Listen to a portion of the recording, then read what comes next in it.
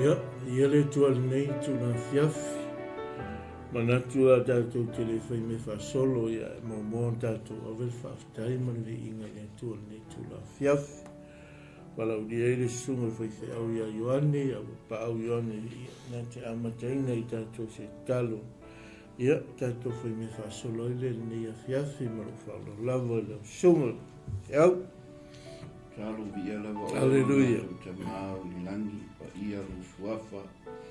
Tau monu mea ia to elvi inga nia fiafi. Aftai Isu. Aftai oe. Aftai tama. Onu ni nei wa yaso e meshi. Alleluia. Kuinga Ia i oi to lo singa. mata tai. Fia ngai e fo i o tangata.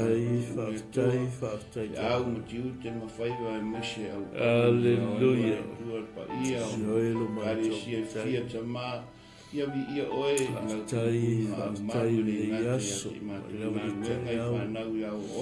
Alleluia. Ia oe no mātou. Ia lo Oe istala wale o mātou whalumoina. Alleluia. Oe nea mātou te whapea tu nia fiafi tu mau atu ia te oe le vi inga. Au mātou wala au atu ia te oe no mātou kura kalame o sa amataina no mātou. Alleluia. Le aise mea mātou te mawhaia pea unoa whakas mai o ngāna pa ia. O ia lea na te whamana. Alleluia. Tele i mātou te ngata lau upu ni. Thank you, Father. Fiafita mā i a tālo le tui i anu mani mana lau upu. Alleluia. Ai lawa ni isi olo whapena o na maua mai pea. Nei ana te olo mātou o tua. Alleluia. Ala uino lau upu no mātou te mā. Ia o lo mātou tai. Alleluia. Alleluia. Lau whau. Ia vi inga i ate o e tu mauru mātou whatau waa. Alleluia. Au mai o ngang pa i ono Yesu. Amen. Amen. Amen. Ia. Aftaina nei tu la fiafi. So whai leo ia kaua pau ia mole molinga o le tātou aftaina nei tu la fiafi. No mole tua ia le nei a fiafi e moe whatalo whatuai. Pa ia male mamalu. Au whai ngā luenga tofi e lei tua so whata whai taulanga. Whatua i e whawhelo ai atu suafo Jesu Keriso lo tātou oli i mono tātou whaola. Ia o whai ona tātou toi mafuta le nitu la fiafi. Nā wa yaso se iau mai fo i ne wa yaso. Ia whawhitai le alofa malanga lei o le tua. Ia o mawhai ona tātou mafuta le nitu la fiafa. Whilo ai atu nei to ama tua si o tātou atunu, tua foi, mai se le tua, lo tapua e mawheula le mulila, toi le mulipanga, ia warwhenga ia o whanau, ia mai se foi o lo tātou atunu, i au mga ruenga, i le aso, whatalo whatu le suafo Yesu, tātou oli i mono tātou whaola, iau le whatalofa nei a fiafi, so mwhenga i nei, whalitua e onga nei malu, mai salpa i o le kalesia, whatalofa foi nei o mātua whaleanganga, sunga taitai mar whaitua i o lo tāpua i mai mutpanga, ia o ngā lulua i mawhai o le whinangalo le tua, ia, tua foi whatalofa le sunga taitai. Fai au ia mai, ia lo leo whatau taia le nei por kalame, ia ma lo le ngā lue, ma lo le whatau toa le ngā lue ngā le tua, tai tonu ai le mai maua so taimi, ma so tātou taimi, ia au tātou ngā lue mau ona le ngā lue ngā le tua. Nei la fiafi ia o le au moli mo oe ma o mai tātou umalama, tātou te tāla ia le tala le leia le malo le tua i so se lanu ma so se ngana ia o tātou ia i le nei lano langi o le tau le au tū ma le wha moi le tātou ngā ruenga tātou te oe wha so o le lano langi ia whai tātou ma au auna tātou te ngā rulue ma tā lai whina ngalo le tua o tātou kau mau le nei lano langi ia nau e lunga le tātou au tū nei a fiafi maua mai le ngalea Ioane lo matau pe sumar fa i mo muasi o sumar tasi na fa mai ai fa talaina o upu fa mafana atu Yesu yon so o ua fa mafana atu Yesu yon so i ole au tuna mo tātou nei a fiafi ia pe ona fa au tua i manatua mo atu foile nisio au ona sa Lātou ngā lulue ma so atu fōi le ngā lue ngā le tua le nei afi ia le whaau atu a le tala ina ia ma le tō ina peo le ato la au ma le tala lei o le malo le tua ina ia manu malo ina pea nganga e mo le tua malana whao la tanga ia le nei la afi le tatu mātou whelu ma futa atu sunga ia le tūta matau le sunga ia ua paau e na liko Ioane ia mo se folo i tui o nga vale sunga le pasta se woti pitone ia o ia le mātou tau atu nei tu la fiafi i le nei a fiafi ia anga leile tua le whaasol nei a fiafi ia marori le soifua manuia la sunga pau sunga fo ia se woti ia marori soifua manuia marori ngā lue ne yaso i au mga ruenga ia a whenga ia ne yaso nei whanau fo ia onga ia ta tonu wai umanuia fo whanga ne yaso ia tātou au le leo le vi inga ma le whaasangi le tua o upu na ia i amatanga le whai upu ia le o upu whaamawhan whanda Iesu whamai aua le atu tu vale o tau loto ia o tau whatu tua i le tua ia whātua mai fo'i a teau. Mā nei ai o le amatanga upu whaamawhanawhana Iesu i on so. E le ngatala i on so a o tātou umalawa le mo moni mai ese whi au tā ua le nei a fiafta mai. Mai sa le whetalainga Iesu aua le atu vale o tau loto. Ia o tau whātua i le atua. Ia whātua mai fo'i a teau. Ma nei ai o ai tangu fai tau le mai me teli le feta langa Iesu la feta lai ai ele ma nei ale mo mole mai ngai se loto fo le lo la ma fatia se loto lo ma fatia fa longo ye le a feta langa Iesu e se ma nei ole mo mole mai no le upua e la ngona le lo loto ma lo pe ata fai tau le ai mata mata wa ai le ai ma fa mai tau le fa mai ese le mana ia le ta ua ia o le loto ia o feta langa Iesu fa mai aua le atu vale o tau loto ia o tau whaatua i le atua, ia whaatua mai fo i a te awa. E tele me no nofo ai le maota o lo ta maa. Mai leo Iesu ana le ai.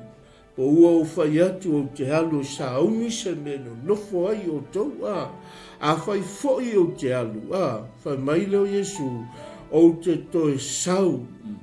O te toi sau vai wa ai ma. Le ia whitalenga Iesu me le no mai e le tu la fo ina Iesu no so la fo la vea o mai ai tātou i te tonu le whetalanga le a Iesu ai tanga whai tau le la vea iai ma oe mai tātou o mana o ai ai fia whaalongo longo le upo le tua o ai fia whai tau le upo le tua o la vea o mai ai tātou i te tonu le whetalanga le a Iesu pa mai Iesu ana le ai po pene o walu e sa uni se mene no foi o to e fa mai lea a fai foi o te alu o te toi sau o te toi sau te whaatasi ma o to ale ma nei ia e le o tu la fo ina ele e Iesu lo tātou tangata ma lo tātou siso manga e maisia o e whaatua i le atua, o e tali tonu i le atua, o e usi tai e whai le whinangalo le atua. Mai lo Iesu, a whai fōi o te alu, o te toi sau. Ia, pasta te ua, umi kusau. Kokala, e whaasoro atu le neia fiafi. Halleluja. Amen. Malo paso, mara yellow. Forçanga ni Aleluia. Tai mua forca ko mita upu ni fiafi. Aleluia. Folinga mai o lepe se mafua anga ya lenga fai le fa mafana fananga le Iesu. ai kilo ile fai unga mata upunga ko a uma ko se fruto ngai ai kala fa pe a peke o ke muri ko ia ki o Yesu ale nga fa ia Yesu ia peke ya vai me lo kala Yesu ai le vivingi fa korumo wa fa fiki mai ya te le la o mai maka upu le sfulfa le la ko fa ma fanga Yesu io so kusa ole upu fa ma fanga le pese pengi upu fo ile a po pe ole a Yesu me ole a tupu ile kusi le mata upu le sfulfa e koru vaenga le pi foringa mai ole vai mai ya ile vaenga mua mai le fai upu mua ka fai upu fa ole vaenga le ole fa ma fanga Yesu io so e sau le fai upu lima e ka se fulufa ia ngai ai le fofoanga ho le pole tala le fai ko Yesu o ngei ole ala ile tama kasi vaenga longa luanga al vaenga longo ngai amata mai fai upu se fulu lima e ka ko se fulu matas haleluya ia ngau polo ia ko Yesu ile anganga pa ia e mau e so ole anganga pa ia ya pe a fio ye le langi fio mai le anganga pa ia pio vaenga ngai la wa fai tau kusi i la fai tau ko in fa ku langa ia le vaenga tusi le an vai upula le mo e ka fai upo fa ole na fa ma fa na tu Yesu yo no so pi fa ma lo si tu poi le ia e pe ole a pe ia ise me ole a pe Yesu ole a mo ma fa e nga ka ke lua kwa le ka ko fai tau te i fa mai au ole a tu vale tu loto ai e fa tu ile tua ia fa tu mai fo ia ke amen o ke ave sa ungi se be no fo yo ko pa ti fo ringa mai ole ai se vala valanga fo ile ole se ve fai tau ko ile foi o pule mo ka ile foi o fa e o ip fo ringa mai e nga ke fo ile le maule mal par kala fa i mo se meo se fai poi ponga e fa ka kau i se fai poi ponga wa pe fo ringa mai o le pe fo ringa le a o sia i se fai poi ponga Yesu ya mo so ale lo le kala mo Yesu i le nga mali wa maka kala mo ku Yesu ma fa ku Yesu i le kai mi ole a de ai o Jerusalem ma fa sa o ma fa ka un na ngalo le o le tua le nga ya le la fa ku Yesu so o le ko ku vale ai fa tu mai ya ko i mo fa ku fo ile tu ia pi ko so nge ku nga ku a Maro,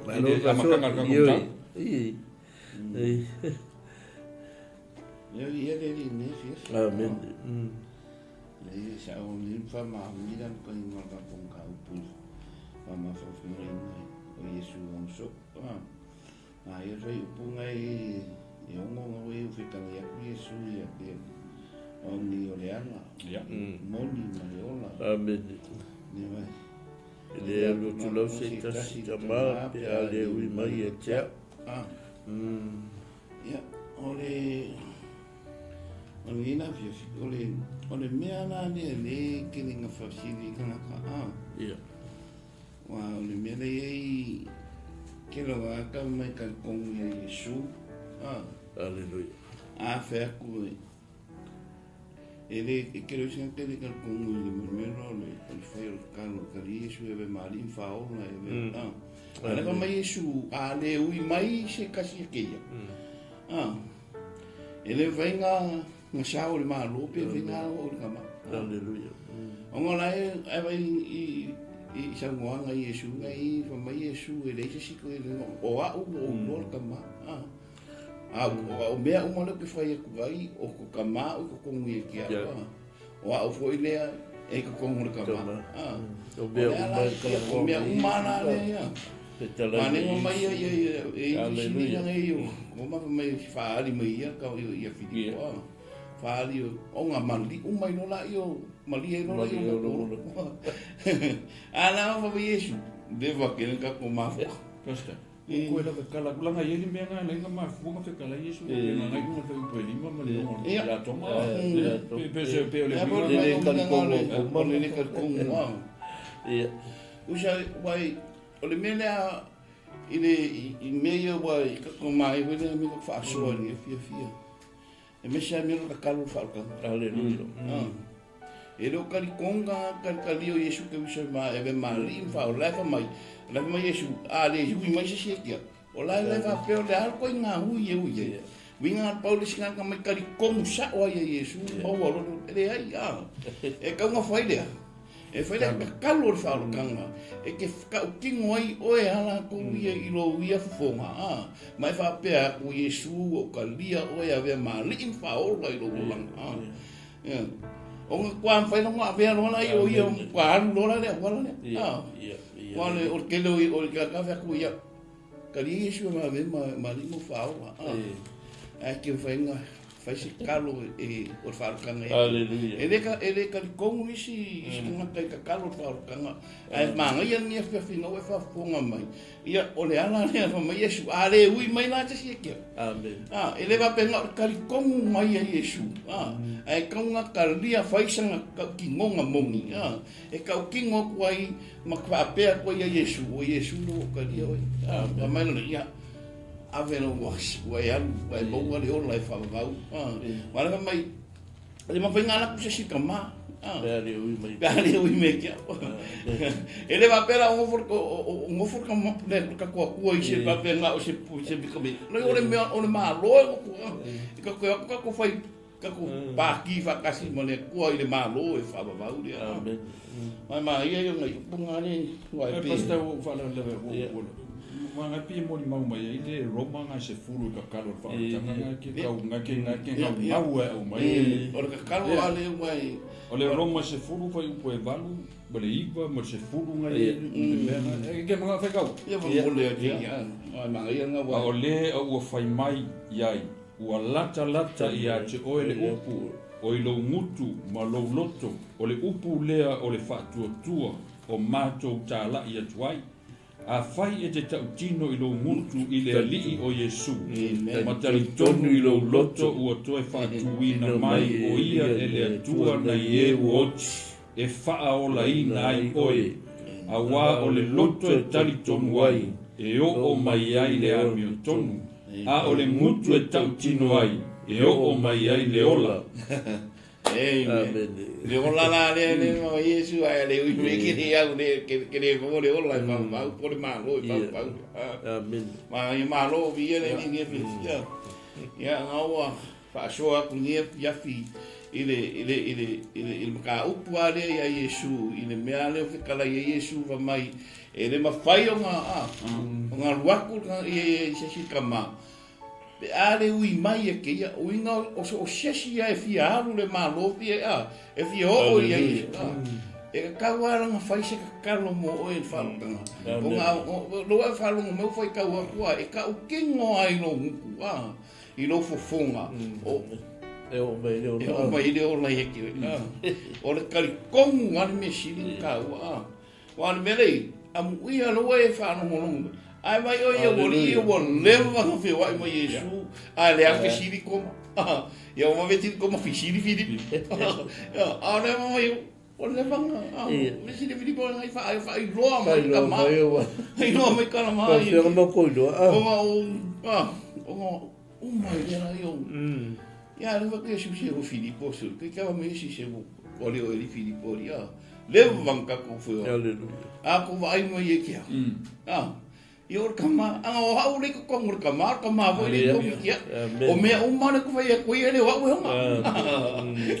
o me un mar kama por kama le ya so o apopo inga ma fa wanga Yesu ke wiso i o langa wa le la maka nga bara i le la maka nga bara Yesu mo so i o le kala le nga fa ngole ka pula fa ku ya ko me como ai le Yesu ma Yesu ia ale vivingi mo va ko le ki fa fiki mai ia kia ai ia le ni fi manga ia ke le Claro. ole me ana pulo ka ku kali kongu le ia kali kongu ma fa ku i lava i le ku ole me ka ua le anga kali kongu le vede le tau fu le ola kali kongu e ka kaua no wa ole ole kalikung ia wala alo iluma la alo iluma ole la iluma wa ilo le faile le ko inga kalikung mongi ko inga kalikung a ile anga pong ko anga kakalo ko anga faikau kuspa nga o nga kula leo le kanata ta tonu o nga kula fo ile tananta o talia Yesu e mani mo fa ole lo no la o le fia fai tau le tu spa ia fia te talo fia anga pongi a fai te le fia te talo o lo talia la Yesu e mani mo fa ole pena sa no si mo fia nei ile fa mai o le tāua lea, ia e te talia Yesu e ve mali i mwhao le lo soifua. Wa e fia ilo le e whai kua i ngā tūlanga ia, o te talo, anga pongi, whai tauri tuspa ia. Wa mea umai e umana e talia Yesu e ve mali i mwhao le lo soifua mo tato ola. Na whapea tūlal whai to anga e whai taulo tuspa ia, soani mai ai tu ia te oi o le faita uina fo ila tu spa ia e soani mai le tu ia te tato na vai le fa tu putel mana tele mai ale o le fion pa ia le tu ia tato o tato ia nei la lang ia o mea ia le fa pe tu le fa o molone ta dia Yesu e de mali mo fa o le lo se fu ona vai atu lo fia va pe ia to anga fai taulo tu spa ia to anga te talo to anga pongi o meye a mata ina tanga te tali tonu a mata lo no lang soifua wa fia i le tua ma fai le fina ngalo le tua va i le fai puna suma tasi fa mai ia o totali tonu mai ia te au wa ui te tonu le tama o tama fo i tonu ia te au o lea ia o total tonu mai ia te au ona o ia ngā luenga mai le fai posuma lue moni o te fai atu ia te o tou o le tali tonu mai ia te au e fai lava e ia o ngā luenga o te fai e fai fo ia me sili ia mea uma i mea awa o te alu i lo tama wai mai la ia o tangata so tangata o la tali tonu ma ta fa longo le upo le tu ma muli tai i fa to nunga ma la sanga le fiong pa ia le tu ma mai le e fa longo o ia ma muli tai ai i le fina ngalo le tu o tato ia fo ila ne vai tau ma le nei o langa tal tono le la fa i umale nei tau sanga o hafu o fuanga fu le nei tau sanga o ale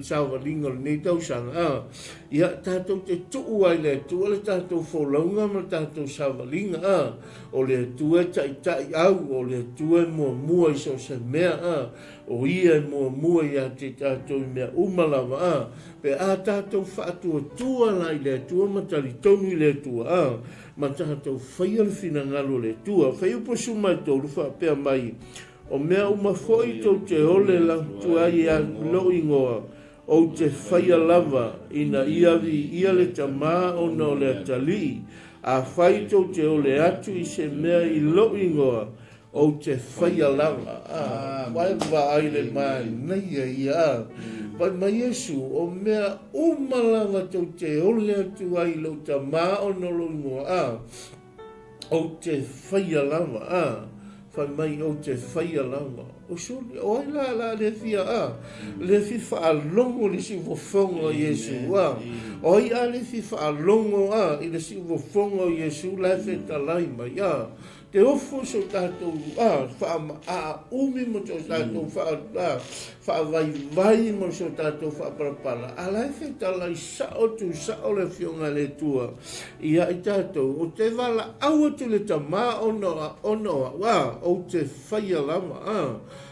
Mea umalama la tātou te iai, tātou te muli tai le fina ngalo le tua, o tātou iai le nei lau lang. Whamar whai posu mai wha, a whai tau te o le atu i se mea i lo ingoa, o te whaia lama. Praise God. A whai tau te ole atu. Ona o loo ingoa, o te whaia lava. E loo le ingoa la o mātou po o sunga i au nei. O le ingoa o Yesu. O tātou umalava, tātou te wala au ia Yesu. Tātou te wala au ilo tātou ta mā. Soso ani mai. Whea pua ngā mawhitao le nei o langa. E le aia se si tātou te apa iai. Na o Yesu, lo tātou te iala. Ua na o ia, tātou te maua ai le while mua. I whitau ma whawhitau le nei o langa. Ia, le mena u whaasoa ia. E lau whisiri le whea kore su. Ia. Wa lefa mai o mea u. Ngala e kaunga i noa no so se mea kupe. Ia. Whamaro longa. Ole le sa whanga lau stonga. Kupe, whamaro longa. So se maki. Ia se me whanga tāne tua. Lefa mai o le ingoa. E ke ole le ingoa le Yesu. O le ingoa mo le ke sawa i le. Ia se me whanga tāne tua. Le hai mo se me whanga tāne tua. Le ki o mai a e whaaro longo mea umma i le suafa. Hallelujah. O le makangi e whaalongo le suafa. O le awha e whaalongo le suafa. O le mai, o le a. E whaalongo, a whaalongo le suafa. Le wa umang a mai le pule ma le aia ki oe maha u nga ka whakua e le. Ko ke wala ango kua i le suafa le. Amen. O le suafa le a mano a mai lo kali. Wala au le suafa le. E nga suafa le mano lo i lo kali e mano lo. Mano. Ia le ria, mana ia. Mana ke le ri mai. O le se me whengi tai e tua. O le ia le mea tātou ke wala au e ia ia te ia. Malo lotoa, whatua tua. Anga ringa ia kua e sere a. E sere le nei. Tua e tātou ke wala au e le tua. E tali mai e anga ia kua e sere le nei o se. Wala fi tāu fula fo launga po wafa inga tāle nei o langa. Tātou te wala au atu ia te ia. E a mai e le tua le file muna tātou loto. A vai fui me te tupu le nei o langa. Ma me te tupu te tono le nei atu nua. A tātou mawhawhau e, a tātou la ngona le leile file mua le tua loto. Le ai me sai e whaape atua, se ta whaape i wholoto. Na le file mua le tua tātou la ngona i loto. Ono lea. Laita te mawhawhau i lo tātua. I le aia se sili lana lawea inga ia te tātou. Wana o Yesu lava. O ia na te lawea ia te tātou. Ia, pasna. E lau whesili foi na Ia, sau no ia na sunga. E nanga ia foi le situ makauria o le koi. E lua. Ia, amen. Nanga le whai mai Yesu. A whai ko ki o le atu i se mea i lo ungo. O te whai o e e ke si amo ki up o ma barenga le o le meo kakalo kakalo ele ele pepe no le wodi e ko Yesu kari mai o ke no ka ka va pena bo fa vai e ala test mai ele tua longa ongo sai mo longa fa tua mo longa patient o longa ongo o la kofo mai ele tua o le si vaenga e si la via ele tua ele a nga mo ele pa ele mo ia nga mo ele o le ko ele taua o me na kiren ki a paisca pa so so ngi mai wale winga pa pe wo ele mauri mai e mai ele kua le venga mai ese me o maku ma que wene me fai e a mai ele kua le me kau le ma le levo le lo fa kua ma le levo le en que va se me ma ele va po lugar de mai ala que lo no kua e a mai ele kau le ia mo lo fa kua ia o mamang ia no la e que vai o le que me en la si la fie de kua na pena e o mena le va venga e o es ko nga ma au pe so fale boku wa ka vale ala kwa le eu se vai ainda que o au mai ele tua le le mana. Man. Ia ngalo lo le tu ai fai ia nga show off. Ai fai show off. Ai fai ia nga show off ngalo lo le tu. Le winga ngalo sa muanga pasta. Wai kere au ki ka o manga. Ia kere le manga le. Kasi ala fa tau la tu ia tala no mai le pio pa ia le tu e tele fa tau la tu ia le tu senga lu bo mo ta mo fa ia pe te mai le manga la te tu e pe te mi so po e tu alo ia si le do kalila si e foi spulu lima nga ko o mai ia fa mai le Yesu a fa ia e lo fa mai se tasi ia ia kausi mai ia polo inga ia o mau fai atu le tama ia o ngafo inga mai le tasi fiso soani mo o tong o ila lewa apia mai ile nga pa ia lewa ama ia fa a le meta ua ia ke ule le ke fia vaku le fia filinge fai mai Yesu a fai ia lo fa mai se kasi ia ia tausi ia polo inga amen very important word ele fa pe manga e manga e le mela po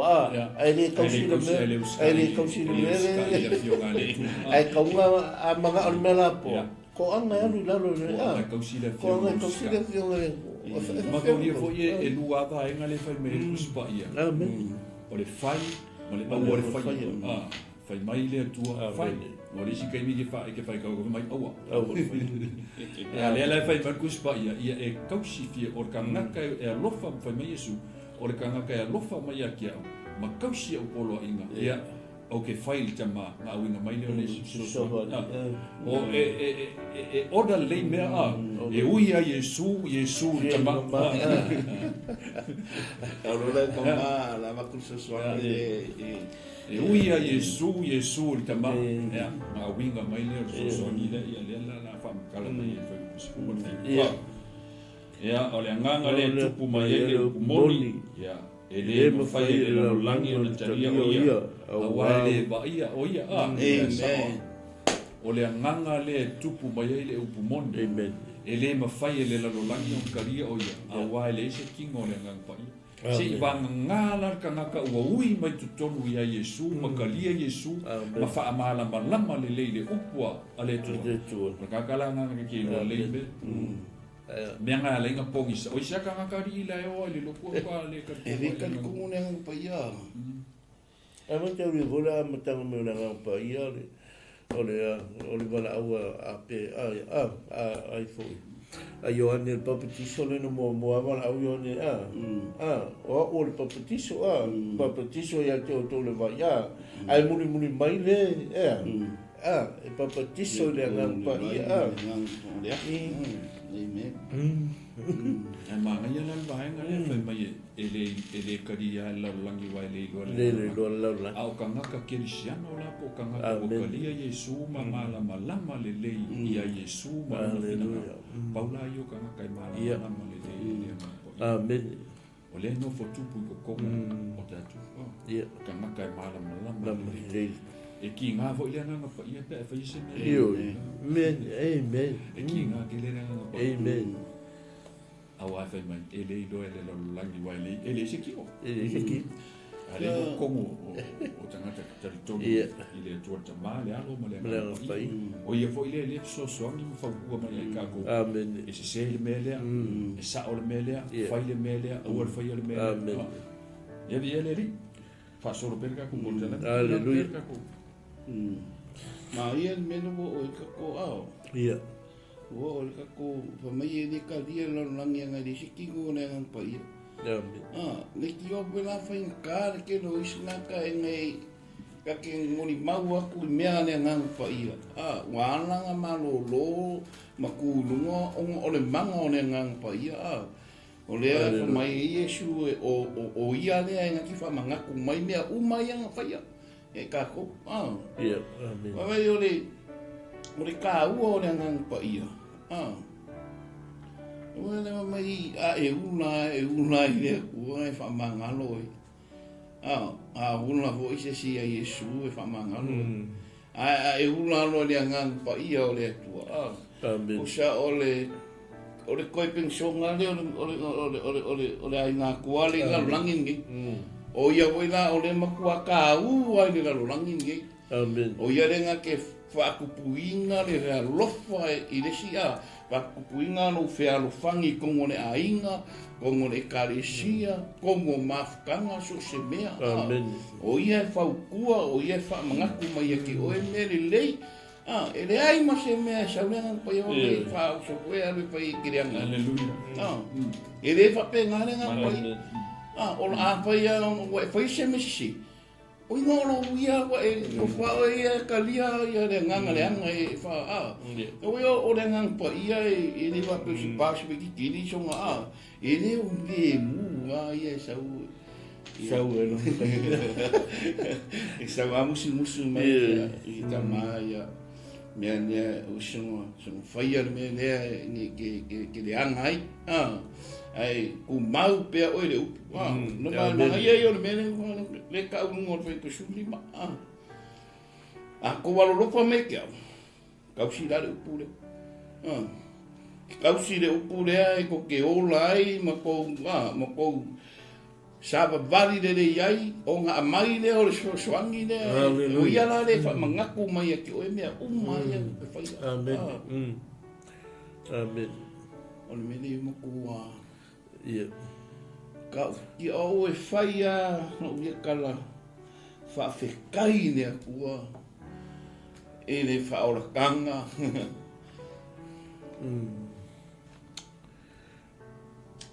Mana mariu Yesu. Le uka ko ai. Hallelujah. Le ngaka I lea le nganga pa ia le ngaki whaukuainga ka ko kumau kumau ana ka ko kumau o ngā ruenga le nganga pa ia. O lo wha kumauinga I ka ko e ana ngā upu. E a oin ka ko kumau se io o le kemi a fio mai Yesu. Ama mai o lea e kumau se io o le ngaka anga e paura ngaka e Ia ole Hallelujah. Wakule ni fia ka kona au. Malo fa so. E fai pula su male valu male su iva lu spulu putas. Ya.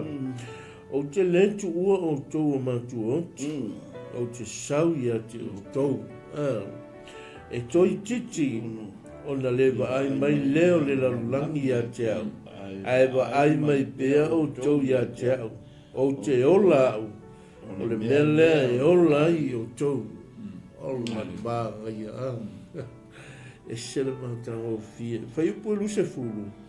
O lea so e loa ai o tau o te tonu o lota mā. O tau foi o te tonu ia te au. O au foi o te tonu ia te o tau. O lewa ia te ia upolo inga. Ma tausi iai. O ia lea lofa mai ia te au. O lea lofa mai fo ia te au. E alofa ina o ia e lota mā. O te alofa fo ia te ia. Ma o whaali ia te ia. O kale maa nei a. Hallelujah. Amen. Amen. Mā nei ai o le whetangainga Yesu. Wha mai Yesu. E toi titi ana lei loa mai leo au e le nalo langi. A oto. Tau te loa mai a wa. Praise God. Wha mai e toi titi o na lewa aia mai lea le lau langi a tau. Ai wa ai mai pea o tau ia tau. O te ola au. O le mea lea e ola ai o tau. O kalamana ia. Na matanga o fia ia o si tangata e whaatua tua. O lea tala noa Yesu le tangata e tala noa whaatua tua, tala noa le whaamalosi ka, tala noa le kerisiano, lai fia mafuta I le tua, lai fia tala noa I mea tau le malo le tua. So se mea e whaapoto I tangata kerisiano, ma tala noa le malo le tua. E iai ma Yesu e onga tutonu ai anganga pa ia I se tala noanga ma se se whaamalo si au tutonu se tala noanga lea. so se mea poto ni kerisiane so se mea tala noa ile tala le lei o le malo le tua e loto toi ai nganga pa ia i te tonu so se mea tala noa ai se mea tātou te o iai ma tātou tā lai ele tala le lei o le malo le tua fai fo i tātou ma ave fe au i so se tangata ma so se iai e loto toi ai ale nganga pa ia o le tua ona wai le taimi o le persona muri o le nganga pa ia o le tua le ala tātou te va ai ai ma tātou tala noa iai ma tātou mata i le fionga pa ia le tua ese le matau tia ma le matango fie le loto o onga le fionga pa ia le tua i lo soifua mo tātou ola a tātou fe maulula i ma tātou tala noa iai le fionga pa ia le tua fai mai e hao mai iai i tātou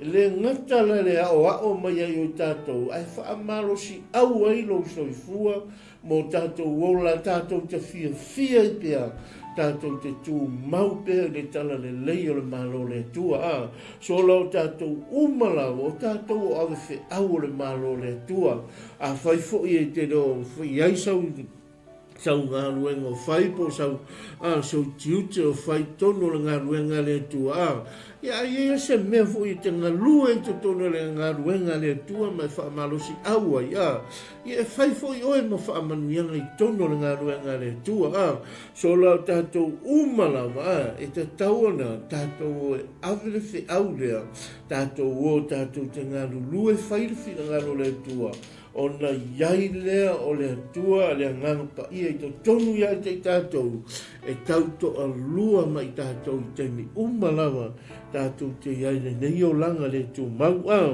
mai le whai upos luas fuluma lua ua whai mai i a te ia iuta e le o le sekara lea li ie e se a le mea e le ma whaali mai ai oe i a te imatou ai le o le lalolangi o le tali atu le o Yesu o whapea atu i a te ia a whaia lofa mai se tasi i a te au e tausia e ia la upu e a lofa foilo ta ma i a te ia e o ma foi ma ua i a te ia ma tau te nofo ma ia o ka mana ia e le vai aina le matango fio le tangata e muli tai le i le fina ngalo le tu fai mai e lofa foi lo ta ma i a te ia ma tau te mai foi ma lo ta ma tau te ma futa whaatasi ma ia praise God o mero i lo mai, e le tei tula fo ina i tātou e le tua,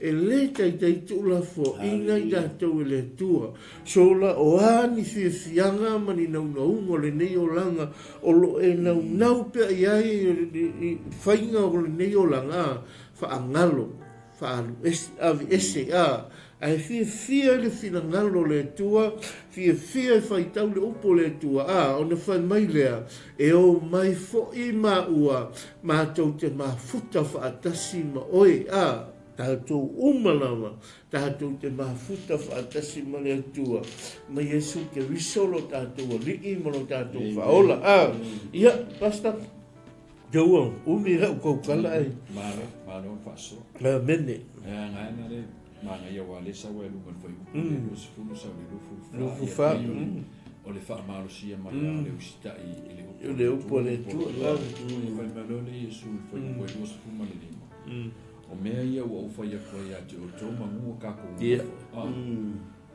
awa ye le la usa mi kia ele o ka wa ye na ka wa ye Yesu foi ia ma fu kai la to ya le ko fa manga ko ku ye Yesu o me le ke fa ye ko ya te o to mangu ka ko mo lo ta ku ma le le ngo fo pe Yesu ko le so le ko fa manga tu ye Yesu me ya fa me le Yesu ia o ke vala au mo fa ya tu tama o nga awinga pa ye le ta si so swangi ya te o to o ia le nga ki fa manga tu me ko me ia mo fa ya haleluya le fa manatu la le nganga pa ia o le nganga pa ia o le fiso soangi le mo o tu e fa manga ko pa ia ki o ko me ia ki fa ia ko ia fa tua mo fa ma fa ko ia ki o ko fa ma lo si ko ia ki o ko e au nga vo ila mo ka ko ke ni ma io le nga pa ia fa ma nga ko mai le ko ia i ta to le ke ni le ngai wa o ma ke ni le so o le wa fa wa we ka ko le nga pa ia o Holy Spirit la le fe so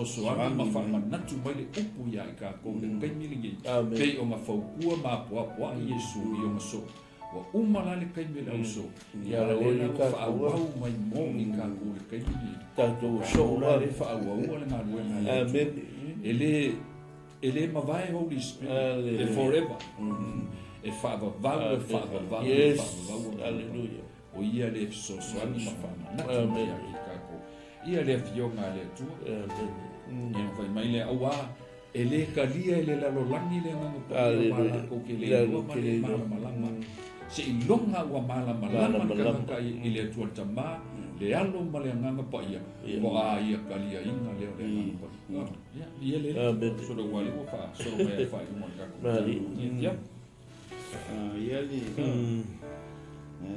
mo fa manga ku i su ai i sa o sa wa ano se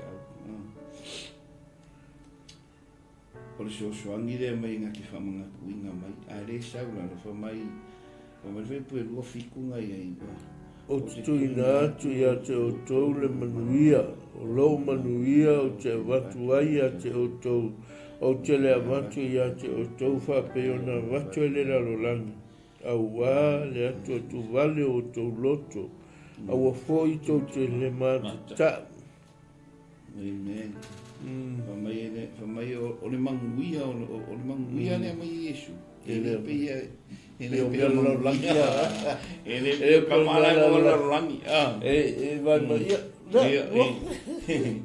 o le manguia le mai i o le makua ko sho le nga o le file mu i ko lo amen o le ale ve veshi mai o mea ala ia le mangu le file mu le o le ku ko lo venga o la le o langa le ka ki en la hallelujah va mai ke le ava ku pe ngo wa va ku le la ai o ke ava ku ia ki o ko le mangu ia mai le fa punga e fi le lua vanu ia mai o to fa mai o fa ia te o o te alu ma o to sau ia te o tou ana o tou alofa mai ia te au o ua o tou oli lofa ia tu o te alu atu i le tamā na ua sili lo tamā ia te au o maha i o kunga ia cha la e ve ku Yesu ia amen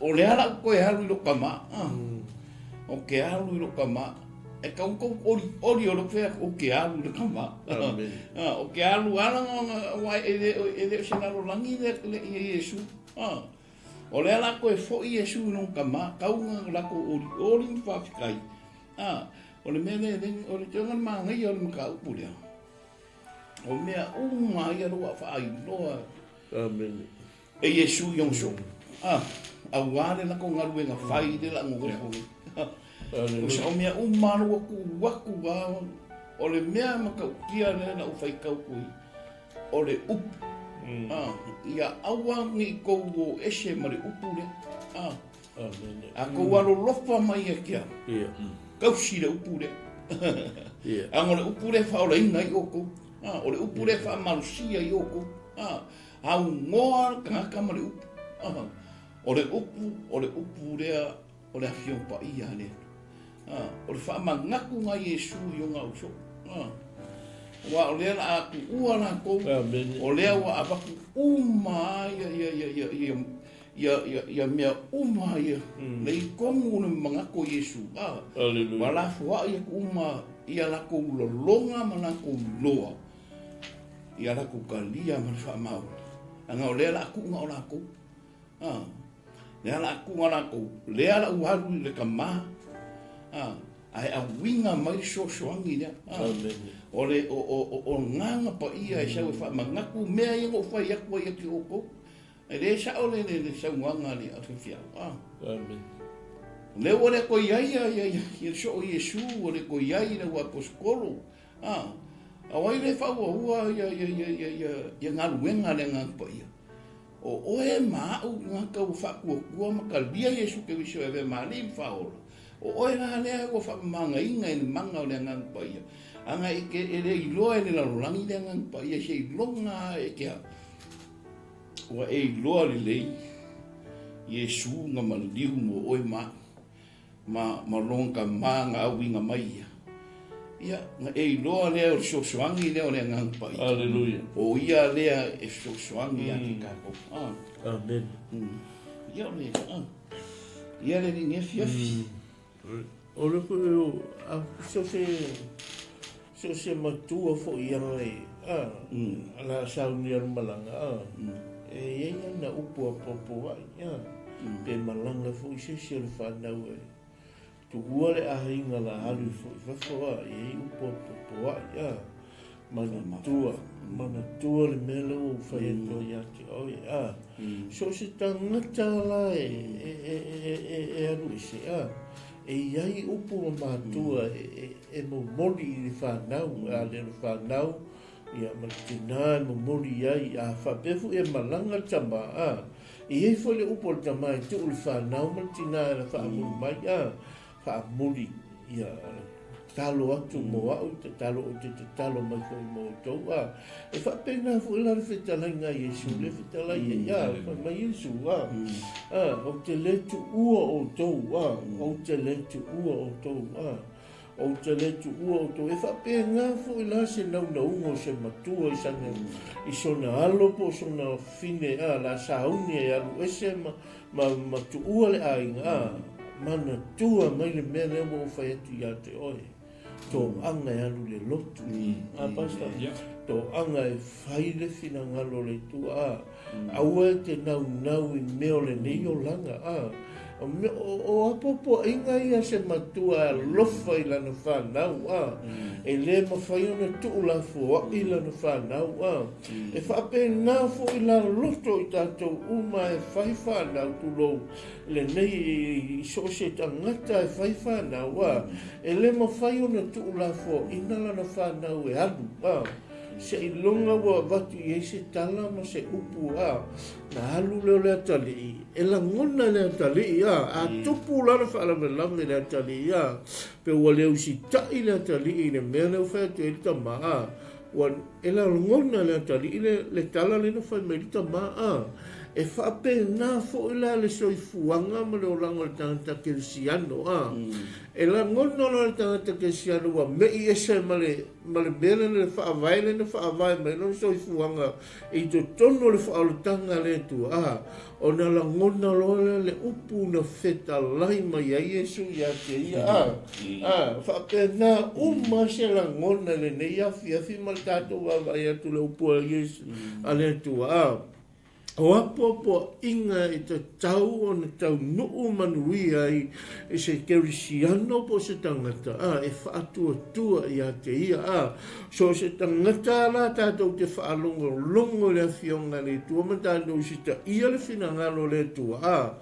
e ola manuia e le ngata e manuia lo ne soifuang lo no langa i to tono le neila lo langi tātou te ia sili fo i le manuia sili le langi le tātou te whaatari atu iaia le tau nuu mai o le malo le atua whaavaina le neila lo langi ia tātou te fia maori ori ai tātou iai le neila lo langi mai lo le whai upu na e avon luas fulu ma le ilua mai ua ofai atu nei fo i ate o tou o le i tau nuu ina ia o tau tali tonu mai pea pe a tau nuu mai lor whai upo e tau se fulu o te le tau tau tala atu i a te o tau ini upo e tele au ao le a saule ta li o le neila lo langi le li o le neila lo langi ai le mauasia se mea i a te au bai vai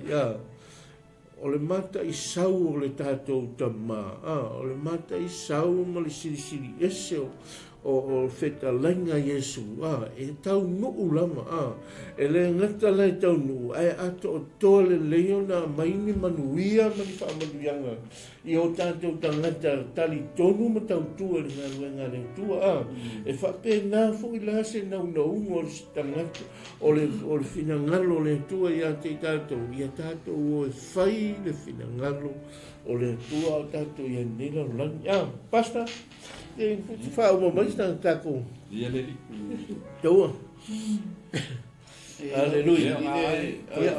Ai sau moi. Ane menen ka ua ele sunga ne. Amen.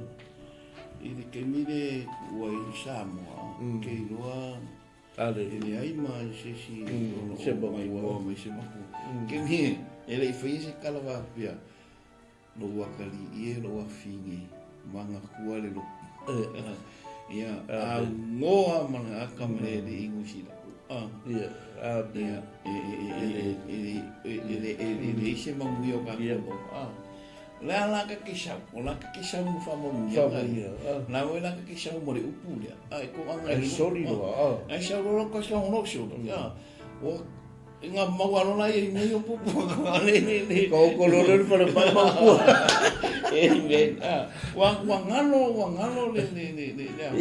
Ia fa kuanga ngai ma ko. Amen. Mai mangai fi au i la so ki lo a sa tra. E se fai loko fi au ia e se foi ya o popo inga ia ngai fi au ngai ma ku sa mo ia wa ko sa kai ko me a mo foi ia wa ku le loko se le pe anu sila au ke mo lo me ngalo la yo le ia o ngale ola le ia ko le ia te ranga o ka ko o mai fai unga tonu Amen. Fai mai ia Yesu.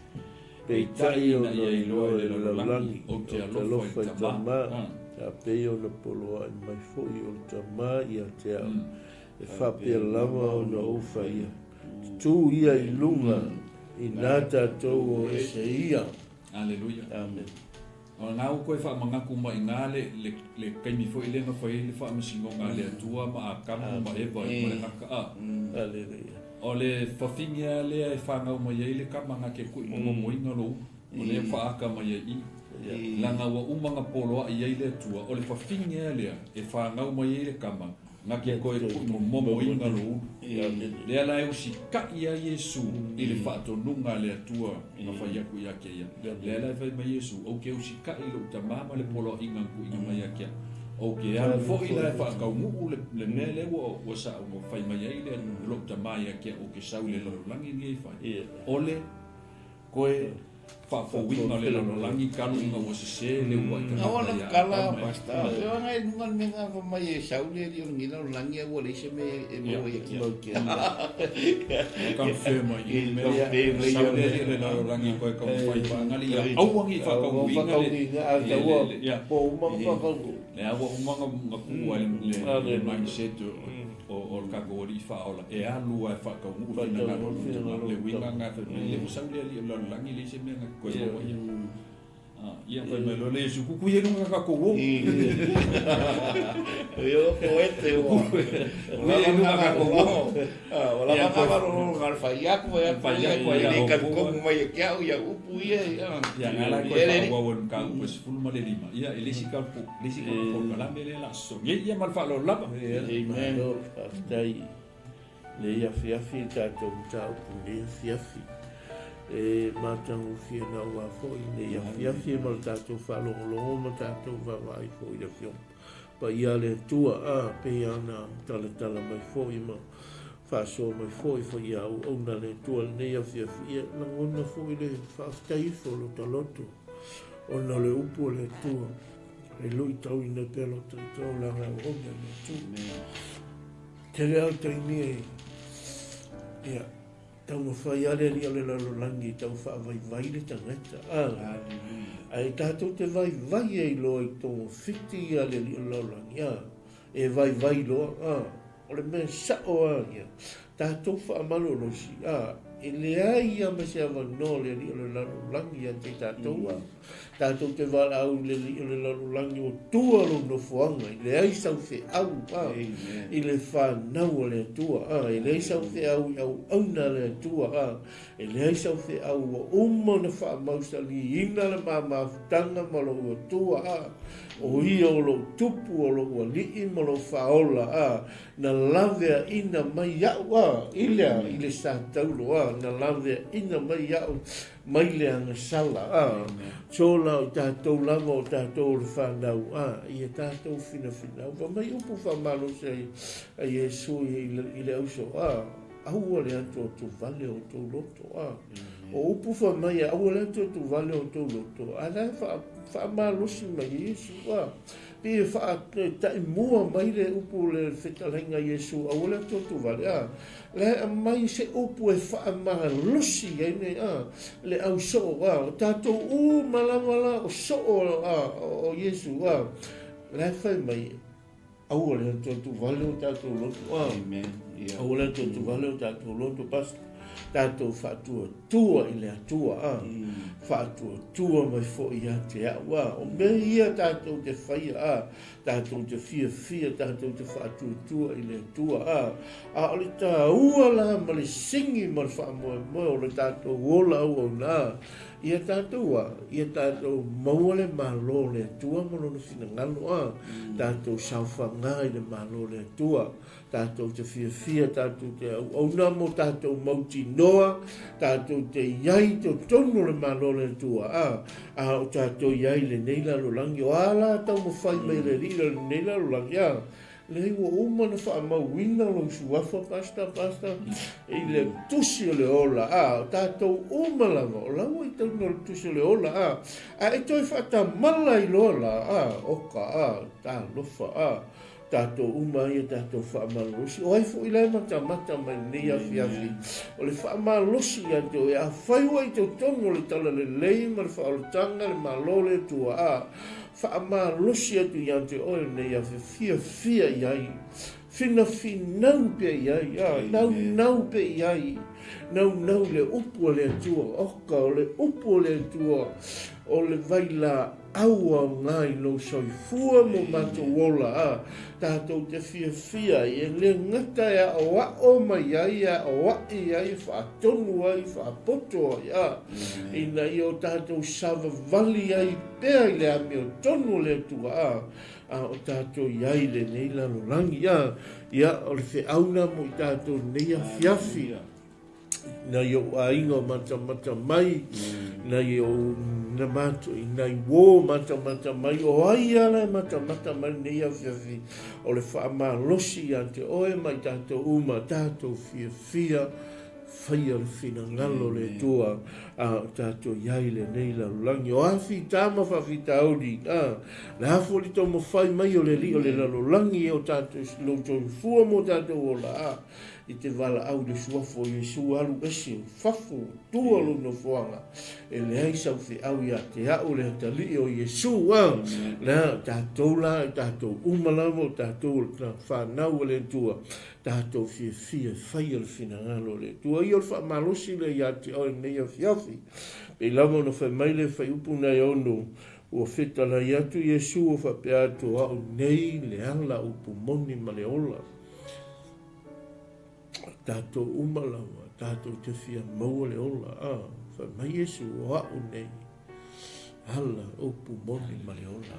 Nei lama se tasi alu atu tama, e ale ui mai atia, oile awala, Iesu, o Iesu le awala, o luta lia lau Iesu e ve mali i mawhaola, i lo soifua mo lo tātou ola, tātou te maua hei le ola e wha mau. Ia atu inatu sunga ia o pa au e whai le talo le whaotanga. Ia mahe ale tu atu lea o hei sou mana onga o iai, ia mai se o sou mai. Ia talo sunga ia pasta se wonti ia na te tau ni se talo le whaotanga o le o mai. Ia mai se o sou mana onga ne ia fiafi. Ia malo whaolo lava. Hallelujah. Thank you, Father. Amen. O le ala I le malo. Pawa o mana. Hallelujah, Father. Yesu lo mato wali faola. Yesu lo mato wali faola. A mato whalongolongo a o whape nao na taratana mai lau upu. Kato longo a tatara mai la upu. O whape atu le nea fiafi. O whape atu nea fiafi. O a ua tangata ang sala. A o tangata ang sala. E alofa mai e te. Le lofa mai e te. Na e maliu lava I nunga le shata. Le maliu lava I nunga le shata. Ona o a ua tangata ang sala. Ona o a tangata ang sala. Sulo wali.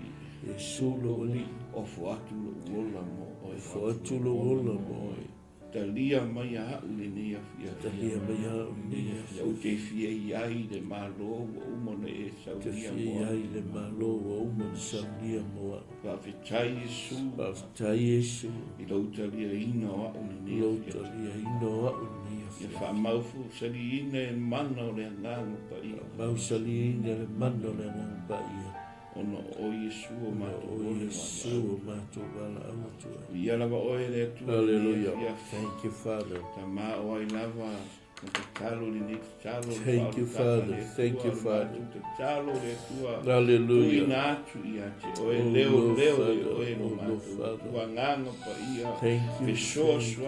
Thank you, Father. Thank you, Father. Hallelujah. Hallelujah.